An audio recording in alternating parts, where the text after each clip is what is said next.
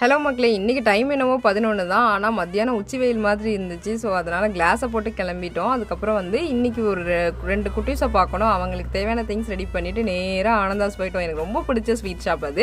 எப்போவுமே டேஸ்டிங் நிறைய வச்சுருப்பாங்க. எனக்கு இன்றைக்கி ரொம்ப பிடிச்சது ஏபிசியோட அல்வா செமையாக இருந்துச்சு. அப்புறம் நான் எப்போல்லாம் மைதா ஸ்டாப் பண்ணணும்னு நினைக்கிறேன் அப்போ தான் நான் தொடர்ந்து அதை சாப்பிட்டுட்டு இருப்பேன். இன்றைக்கி என்னவோ அவ்வளோ வெரைட்டிஸ் பார்த்தேன். இதெல்லாம் நான் இதுக்கு முன்னாடி பார்த்தது கூட இல்லை, என்ன கொடுமடா அப்படின்ற மாதிரி இருந்துச்சு.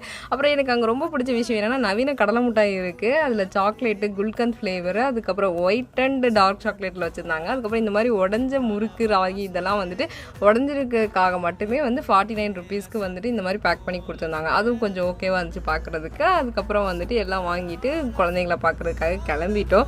நான் இவ்வளோ ஃபஸ்ட் டைம் பார்த்தோன்னே என்னடா இது நார்த்துக்குட்டி மாதிரி இருக்காளேன்ற மாதிரி இருந்துச்சு. அப்புறம் அவளுக்கு வாங்கிட்டு போன இந்த கிளிப்ஸ் எல்லாம் பார்த்தோன்னே எனக்கு தலை கட்டி விடுங்கன்னு அவளே வந்து நின்னா ஸோ க்யூட்டாக இருந்துச்சு அவங்களோட டைம் ஸ்பெண்ட் பண்ணது. அதுக்கப்புறமா உச்சி வெயில் பொழந்துட்டு இருந்துச்சு. இன்றைக்கி வெஜ்ஜு வேறு சாப்பிட்டோம் மதியானம். அதனால் எனக்கு குற்ற உணர்ச்சியாக இருந்ததுனால சாயங்காலம் நான்வெஜ்ஜு சாப்பிட்டதுக்கப்புறம் தான் என் சண்டே சமாதானம் ஆச்சுப்பா.